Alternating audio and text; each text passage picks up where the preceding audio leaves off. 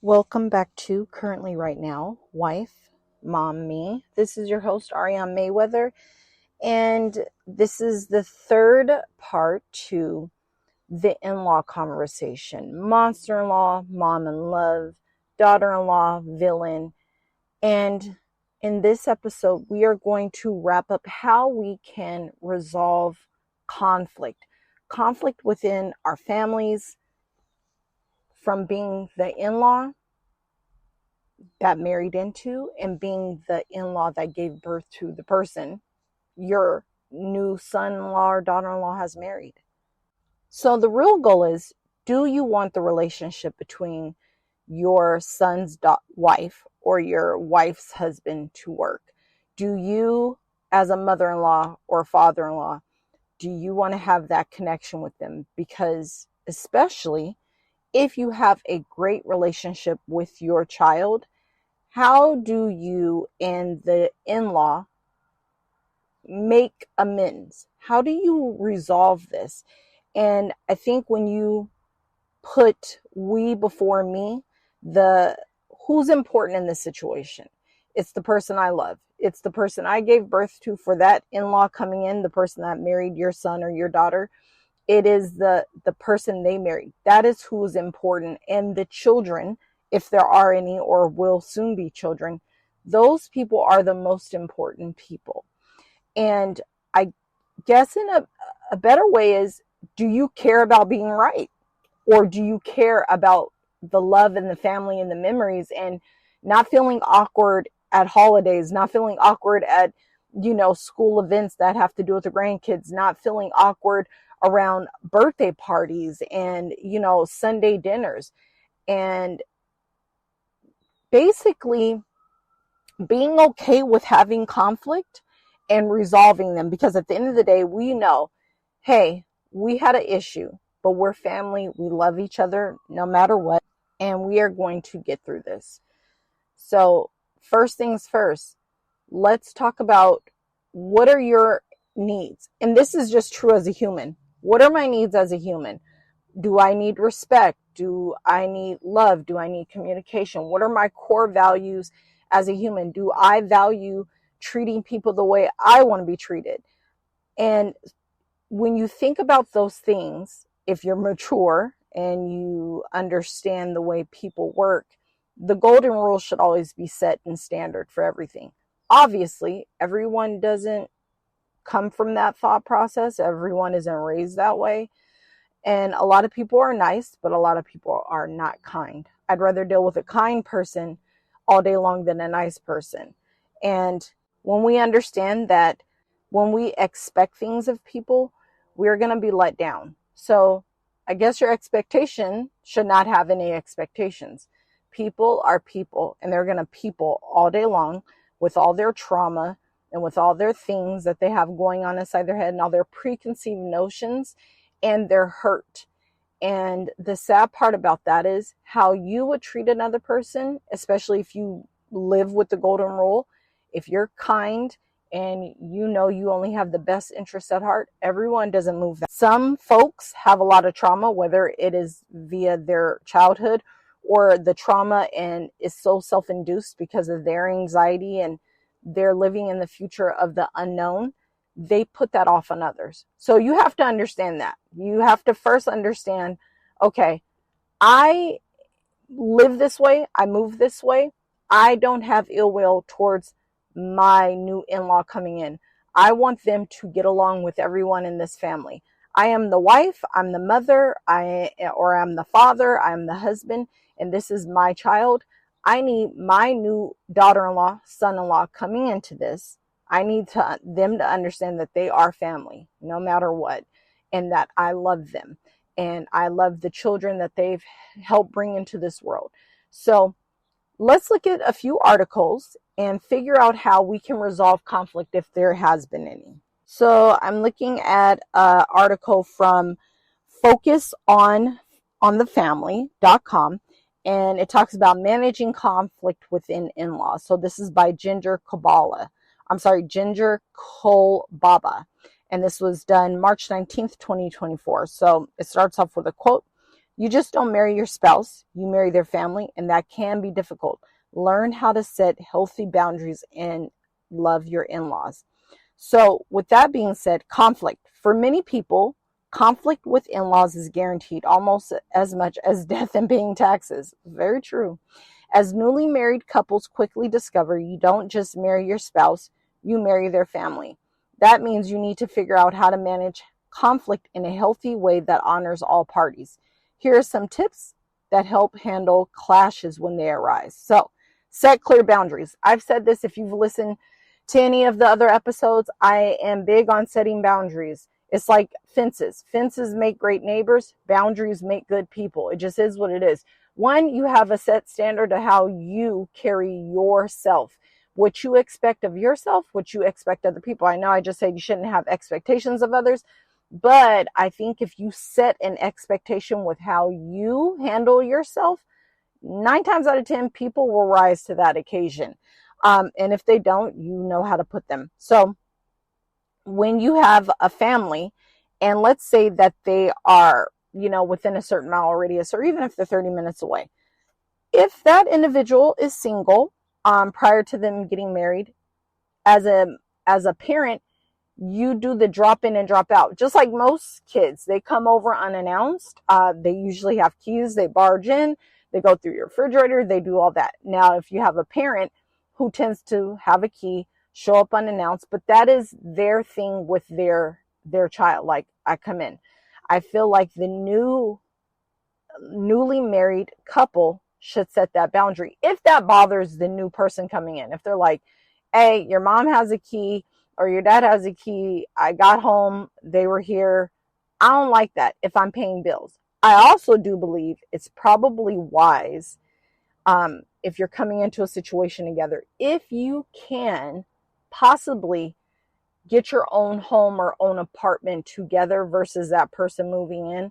What it does is now, it sets up a standard of, this is our home, and the person who is the in-law, the mother-in-law or father-in-law, they're like, oh, they purchased this home together, or they got this apartment together. This is theirs. I have to be respectful, versus this is my daughter's home or this is my son's home. And keynote, if you are a young man or a man, and I would never move into a woman's apartment, I would never move into a woman's home. Don't do that, because most women are set up to fee, fi, fo, fum, and this they shit.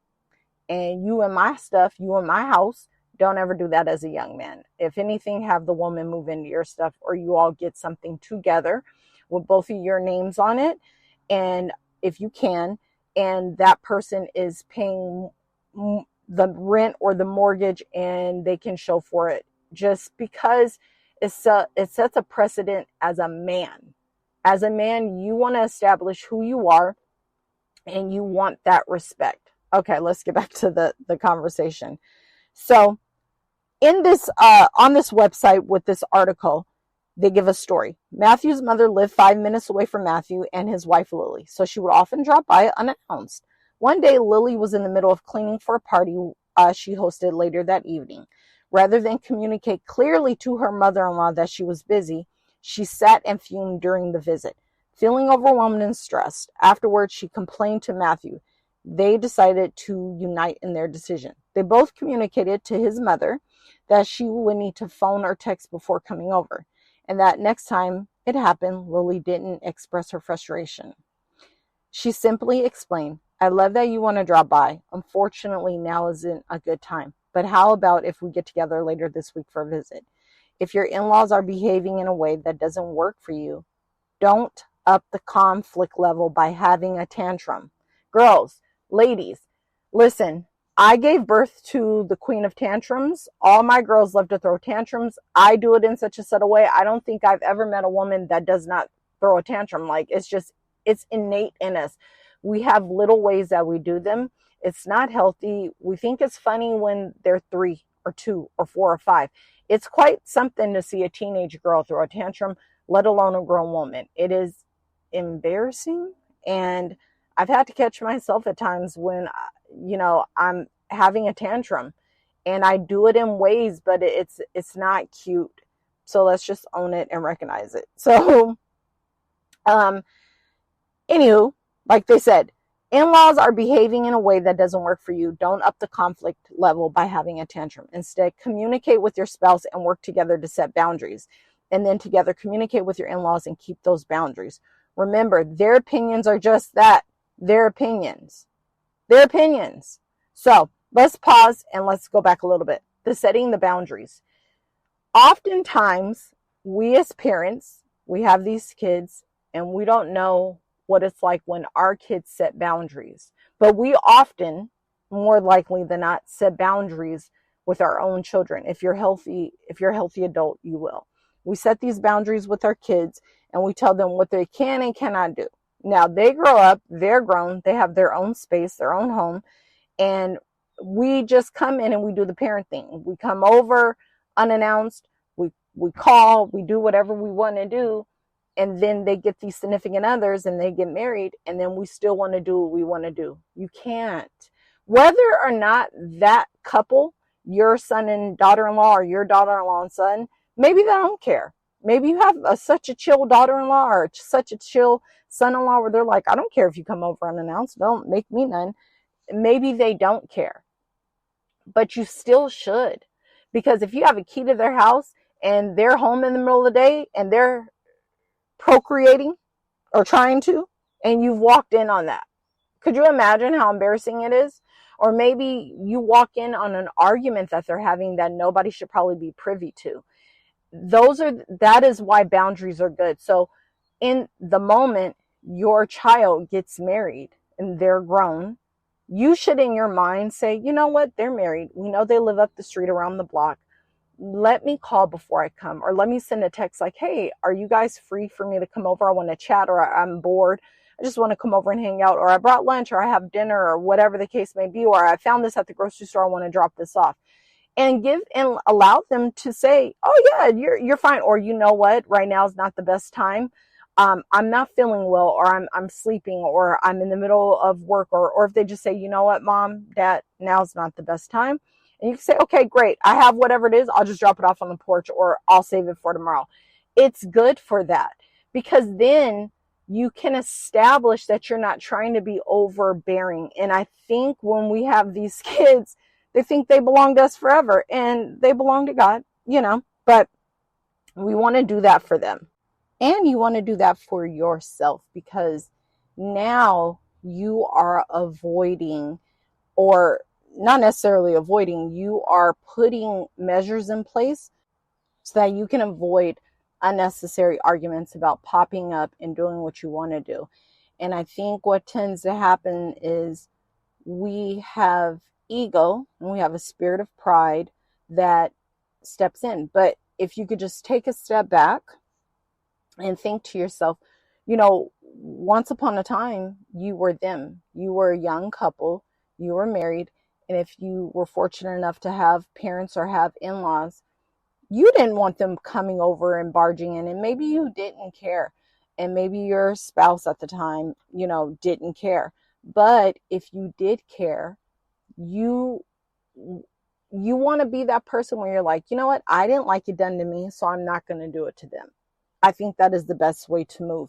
And then you avoid all these unnecessary situations, arguments, walking in on things or arguments that you shouldn't have been privy to.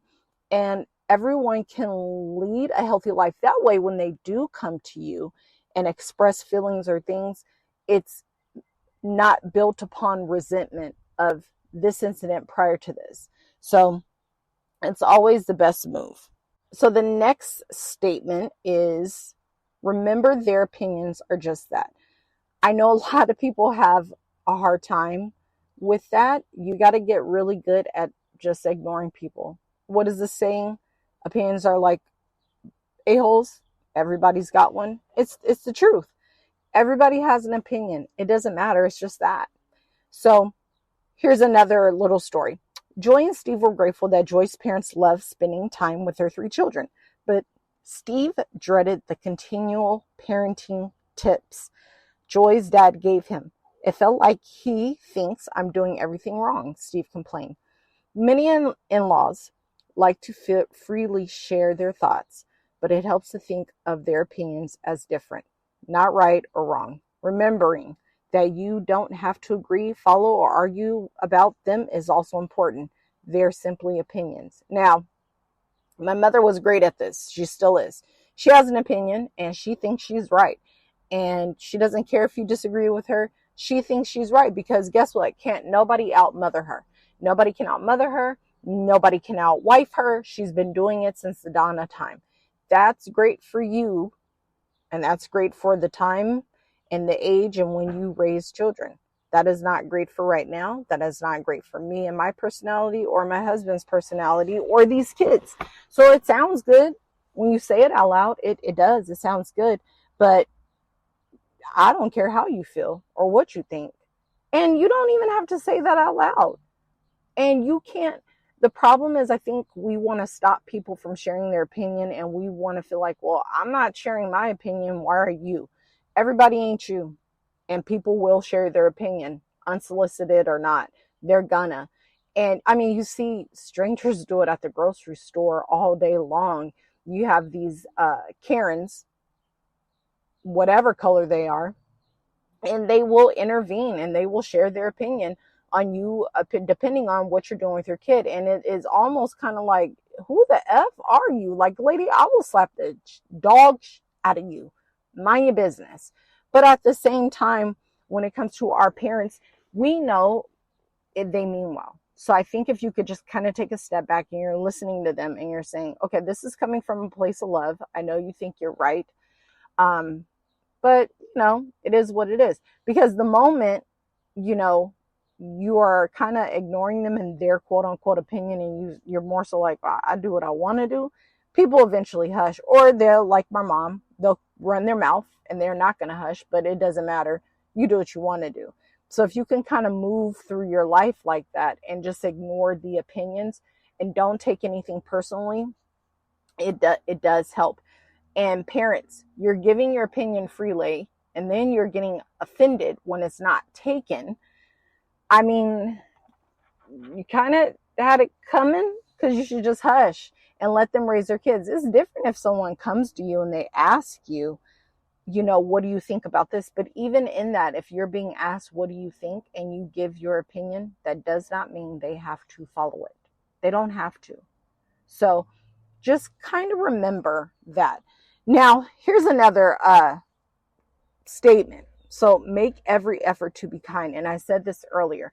I'd rather deal with a kind person all day long than a quote unquote nice person, because nice people aren't kind. And a lot of people have being nice and being kind of muddled together. That is not true. God tells us to be kind. So being nice and being kind are two totally different things. And I think the best way, and what I tell people in the breakdown of being nice and being kind. So me being kind to you is telling you good morning, or if we work together. So we work together and I walk into work and I say, oh, good morning, how are you? And you're like, I'm fine, okay, pleasantries, whatever. Now, me being nice to you is, oh, good morning, how are you? I brought you a Starbucks. I'm being nice. I don't have to be. Maybe there's a motive, maybe there's not. Being kind to you is, you're going through something, I see you going through something, and I hug you. You see what I'm saying? So you have a neighbor, you see them walking, you offer them a ride because you're headed in the same direction. They're headed to the grocery store. Let me be kind. Oh, I see my neighbor walking. Where are you headed, Joe Blow? And they're like, oh, I'm going to the grocery store. Like, yes, I'm going to the grocery store too. Would you like a ride? Yeah, sure. They hop in, you give them a ride to the grocery store. It is what it is. That's being kind. Being nice is, I'm headed to the grocery, you're headed to the grocery store, I'm headed to the freeway. We are going in two totally opposite directions. I stop my journey from going to the freeway and I ask you where you're going and you say to the grocery store. I reroute, take you to the grocery store and drop you off.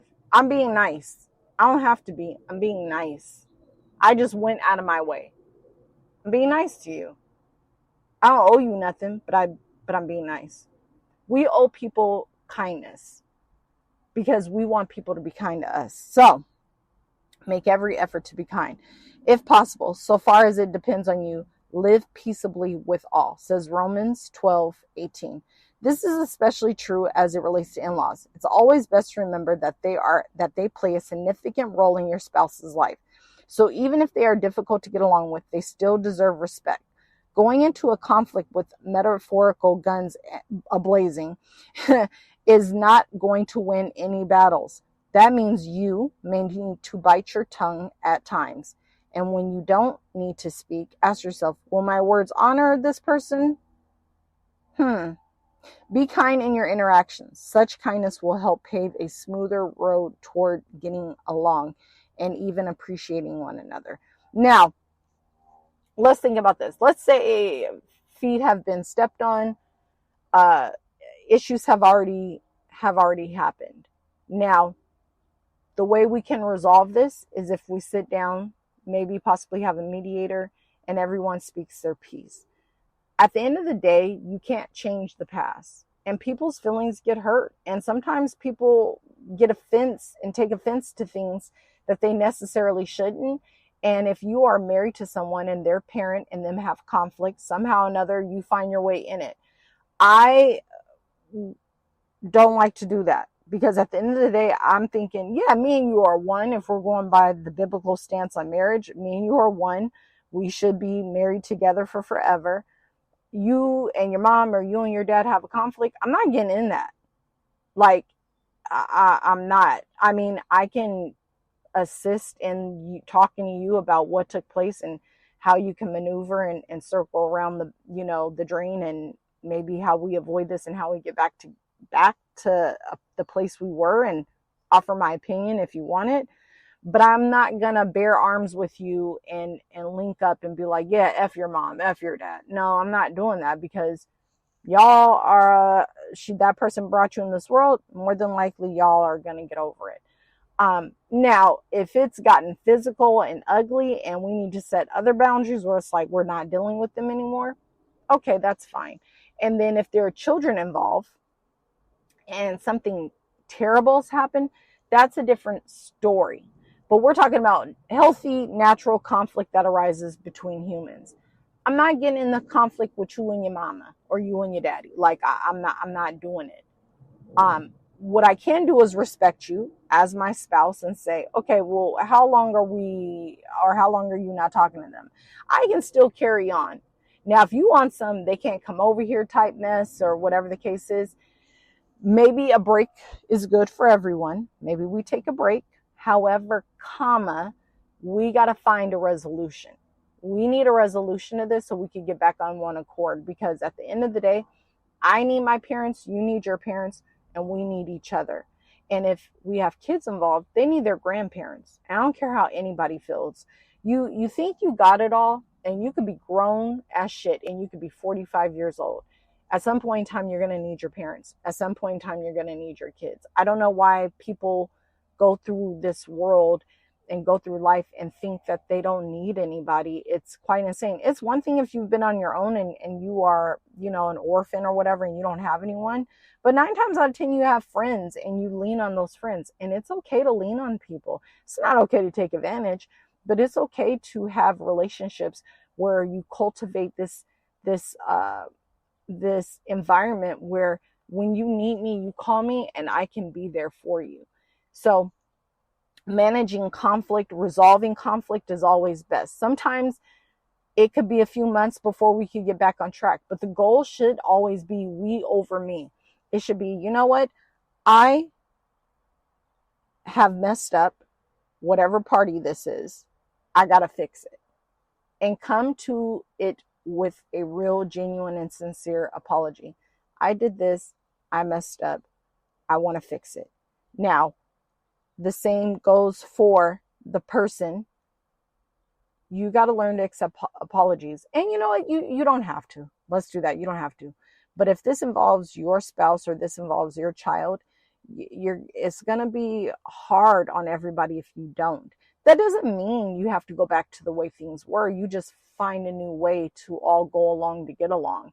But you should always, if that person comes to you sincerely and says, I messed up, I did that, I take full accountability to my role in it, and I want to rewind the clock, or I want to start over new, you should always give that person the same grace you ask God to give you, and start over. Because it sucks when people are at odds with one another, especially if you're married to them, or especially if you've given birth to them, or it could be a sibling issue. Like, if my husband and my brother have an argument, or if my sister and my brother and my husband have an argument, I don't want that, especially if it's stupid and trivial. And oftentimes people find fault in other people because of whatever's going on deep inside them. Therapy. Go get some help. And you have to realize too, I think, when we're married, depending on the relationship you have with your parents, we talk and we overtalk and we talk too much. And that can most definitely cause conflict where there shouldn't be any. And you and your spouse and how you perceive your parents could be laying in bed and you could be talking big shit about your parents. Your spouse, as a spouse, if your husband or wife is talking mess about their parent, that doesn't give you legal right to chime in and feel the same way. Whatever their experience is with their parent is just that, is their experience. Don't take it upon yourself to get involved with that if it's not harming anyone. People move the way they move. They have their parents, or whatever the case is. Now, when you and your spouse have conflict, please don't go to your parents, and especially if they're not good at helping resolve conflict. But don't go to your parents and just start talking shit about your spouse. Because guess what? 2-3 days later, or the next day, y'all are going to be skipping through a field of daisies, and now your parents now have fault within your marriage and with your spouse, because they love you. You're their child, and you didn't came over and you didn't talk mess about your spouse to them, and now they have band together and they're like down with so and so, and now you and your spouse are happy and you guys are back great, but your parents now have fault with them. You have to be very mindful of those things. You shouldn't be telling your parents anything that is unsavory about your significant other, especially if you know for a fact you're not going nowhere. Like, we're not talking about anything crazy. And even if it is something crazy and you're not going anywhere, do your best to keep them out of it. Now, this is not young teenagers. We're talking 21 and over. And I'm not talking about anything toxic or hurtful. But I think we have a tendency, especially when we're close with our families, to share things that are happening. And then we're confused when our siblings, or when our mother and father don't like our spouse, because we've shared something with them and we can't understand why they can't move past it. Well, they're not married to your husband or wife. They're not. So they have found fault and you've given them that, and now they don't know how to unsee it. I know someone who did this, shared their issues about their husband to their family. And unfortunately, this man couldn't catch a break if he wanted to, because of the way the wife did that. And the problem is, the wife is in the situation, has found comfort in talking about the husband, because, I don't know, you won't go get a therapist or whatever the case is, but you talking to your family, your mother, your father, or your siblings about your spouse ain't gonna change them. And if you're with someone and you are having issues and they're not changing, maybe pray and ask God to change you so that you can figure out a way to help rearrange or work this situation. You should always, if you are a believer, if you are a praying man or woman, go to God. God can change them. God can fix it. God can rearrange your marriage and make things happen. Your family cannot. And if you are using them to vent and unload, shame on you, and you need to stop, truly. So I found this on Google, and it talks about, handling conflict. So it says open and honest dialogue is crucial for conflict resolution with in-laws. It involves expressing feelings clearly, actively listening, and maintaining respect. So let's talk about that actively listening part. I know some of you are like, well, I active listen all the time. No, you don't, because I don't at all. And my kids are very clear with me when we talk about active listening, and they just tell me all the time, can you just listen and don't talk? And I think as times, as humans, we're so anxious and thinking about what it is that we want to say versus just listening to the person who's talking. Active listening and how to do so. Pay close attention to what others are saying, both verbally and non-verbally. So non-verbally meaning, their composure, their hand movements, how they use, tilt their head, and just look at their body and look at the way they're saying the things that they're saying.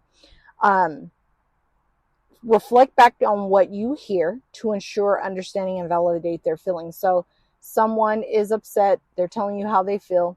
So, they tell you, I hate it when you serve me blue ice cream. I love pink ice cream. And it just really bothers me and upsets me. This is just an example. So it's, hey, Ariane, I hear exactly what you're saying.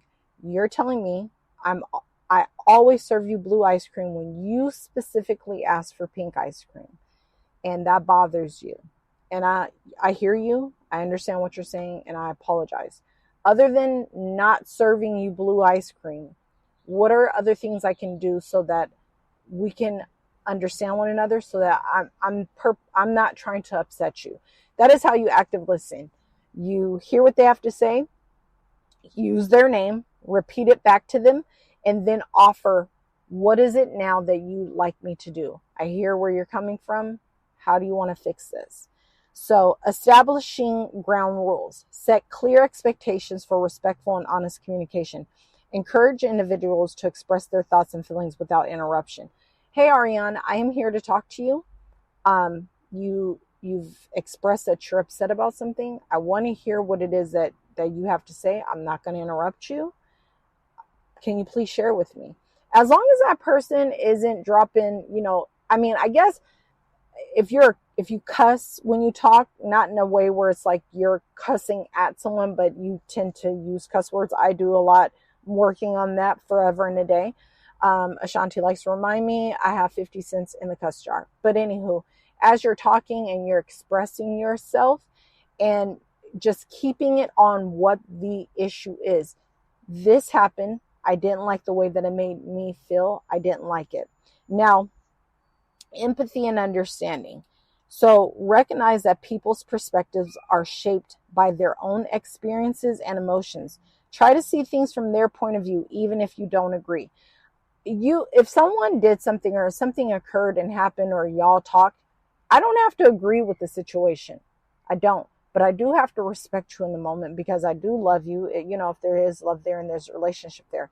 I don't have to agree with the way that you raise your kids, especially if they're not hurting themselves or anybody else. I don't have to agree with that. But I do have to respect you as a mother or father and how you raise your children. So this next one here is use I statements. Express yourself clearly. Use I statements to express your feelings and needs without blaming others. Be direct but kind when communicating your concerns. So you would say, you know what, Ariane? I don't like it when you are constantly telling me how to mother my children. When I am putting them to bed at 7:30 and then you are expressing to me that I am wrong for doing that and that maybe their bedtime needs to be 9 o'clock because, they were over at your house, Grandma, and they want to watch said show. But you have to remember, my kids go to bed at a certain time because I have to get up and go to school. So when you're trying to tell me how to parent my child, I don't like that. It upsets me. And I don't want to have conflict with you, but I also need you to understand that these are my children, and me and my husband or me and my wife have set the rules in this house for a particular reason. So maintain respect. Even when disagreements arise, treat everyone with respect and avoid making personal attacks. So in the midst of, me telling me that I don't like the way I parent my kids, I don't get to say, I think you're a fucking idiot and look how you raised your son. So why would you expect me to do the same thing? Because you clearly don't know what you're doing. You raised an awful son, and now I'm married to him. So why would I even listen to you for parenting advice? Like, no, don't do that. Like, we could have our opinions about things. We can have our opinions about, our significant other and how they were raised or whatever the case is. And even when we hear stories about how our husband or wives were raised, and we're thinking, yeah, when we get married and have kids, or when we have kids, we're not doing that stuff. But in the midst of everything, you don't get to attack people because you are upset. And if you're really, truly that upset, maybe take a moment, take a break, and maybe don't have the conversation right then and there. Sometimes it helps if you write your thoughts and feelings out, text yourself. That way, when it comes time to talking about it, you're not as upset because you kind of got your feelings out and you've have time to reflect on what it is that is happening. Seek clarification. If you are unsure about someone's feelings or intentions, ask for clarification. This can help prevent misunderstandings from escalating. I love this. Unfortunately, we do have to remember that everyone isn't honest, even when you can read through their BS. So if I've had a mishap with an individual, and intuition is something else. You can kind of read the room and read people very well. I especially believe this to be, if you pray every day, God will just give you wisdom and discernment to understand things. But you have to remember, in asking someone, like, hey, let's talk about what happened the other day. I feel like maybe I stepped on your toes, or you made this remark, or this is happening. And I just want to make sure we're on the same page. And I want to make sure and understand you, because I feel like now we have a problem. Understand that person's probably not going to be honest with you. And even in the midst of them not being honest with you, you still don't get to call them out like, bullshit, I know you're not being honest with me and how you feel. I know you don't like me no more. Who cares if they don't? If that person doesn't have the balls to state exactly what is happening or what took place, or be honest about why their feelings towards you have changed, that's on them. If you call yourself an adult and you are now having conflict with your son-in-law or your daughter-in-law's spouse, or you're having conflict now with your mother-in-law or father-in-law, and you ask them very clearly, what did I do because I've noticed something, and you can't be honest with that and say, you know what, this is what it was, and this is how I feel, and then allow that person to explain their side, or explain, well, maybe this took place and I wasn't necessarily thinking about you. It wasn't done intentionally to harm you. It wasn't ill-spirited. You have to understand that everybody ain't mature. And it's sad that, there are 40-year-olds, 30-year-olds, 25-year-olds, 50-year-olds, 60-year-olds, 70, 80-year-olds walking around with that age on their driver's license, but in turn, they really act like they are 12 years old. It is quite something to see. And if you are that problem, and when you are confronted directly, what is the issue, and you can't, honestly answer without being disrespectful, or honestly answer in fear of the response, you're a child and you need to go get help. It is not okay. But you know what? Some people don't want to grow up, can't grow up, won't grow up, and it just is what it is. So, Now, lead by example. When leaders or other influential figures demonstrate open and honest communication, it sets a positive tone for others. So you find that in life, as parents, our kids are bringing these people to us. They're watching us. They're, depending on the conversations that have been had with your child and them, they are trying to understand us, get to know us. They're like, oh, my girlfriend or my wife said that her mom or her dad, they do this. I'm really, I admire them for that. And then when they get to know you, and your actions meet your words, you can gain respect and garner by that. People have their own notions about people, and you could be the best person in the world, and depending on how someone is raised and how they feel about things, they may not feel that way about you. But when you lead by an example that you've set, and you've set standards for yourself, and you've set standards for how you conduct your relationships and how you are to be treated and how you treat others, people more than likely follow the same tune. Often I find those who don't is because they're operating with a different agenda and they don't mean well. Considered outside help. Now, if conflicts are just so bad, if they're so severe or difficult to resolve, consider seeking, counseling from a qualified professional, maybe a pastor, maybe go to family therapy. It might be wise and helpful for everyone in the situation. I know I probably beat this, horse with a stick, but therapy really is wonderful. It is nice. You get someone who, they're a non-biased party. They can weigh in on the situation. They can give you tools to help you, to help the situation, to help you understand one another. It is a great thing, but honest to goodness, it shouldn't get that far to where we're sitting in therapy because one person is offended or whatever the case may be. But if you are, an open mind, a willingness to change, a willingness to want the relationship to be better is always wise. Sometimes people just need that. And sometimes it may take another person to help another person understand that they're nuts. Yeah, you're the problem. And I'm the problem now because I keep playing this game with you when I shouldn't.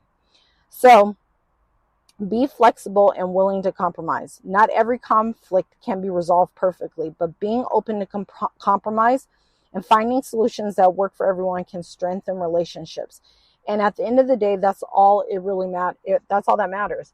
How do I get along with my child's spouse? How do I build the bridge back to my son-in-law? How do I build the bridge again to my daughter-in-law? How do I build the bridge to my father-in-law or mother-in-law? How do we find a medium, understanding and compromise so that we can get together and be nice to one another and be kind to one another and create these memories for these grandkids or these future grandkids, or for nonetheless the person I married, because I love my husband. I love my wife. I love my family. At the end of the day, I don't have to look at my in-laws as my actual parents. And for the mother and father-in-law, you don't have to look at the new daughter-in-law or son-in-law like your actual child. Yes, would it be great if you all had the best relationship in the world and it would be like a new daughter that you never had or a new son that you never had? But you have to be realistic, drop the expectations, and respect is the best way to go. So when you stop worrying about everything and don't focus on who's right, would you rather be right or would you rather have a positive relationship? Don't try to change the other person. They are who they are. Accept what is, move forward accordingly so everyone can get along, because at the end of the day, it's better to be able to sit in the room and be able to be cordial, have great conversation, than for everyone to be sitting there and being uncomfortable and praying and waiting for the day to end or the activity to end. And at the same time, you want to be able to look in the mirror and feel proud of who you see and who you are, and knowing that you extended the olive branch and your arms are wide open to bring this new person into your family, and vice versa. You want to make sure that the person that you married, that their family knows that you want to be a part of their family. And at the end of the day, even if you don't, it's better to just get along, especially if there are children. It's a tough dynamic, but you have to balance it, and you can sustain and get through this, because we're human. No one is perfect. But I think when we focus on, it's best to just try to be a family and understand that there are ups and downs when it comes to people. But the person I love, I want to love their family. And even if we don't see eye to eye on things, I want to get along. I want them to have a great relationship with my kids and vice versa. So with that being said, I bid you all adieu. And I hope these tips and this conversation has helped anyone who is currently going through it or struggling with their in-laws. It can help you all find a new way forward. And I pray that everyone puts their pride aside, puts their ego aside, and just comes together to have a betterment so that the family can truly grow in love. Have a great day, and we'll see you guys next week.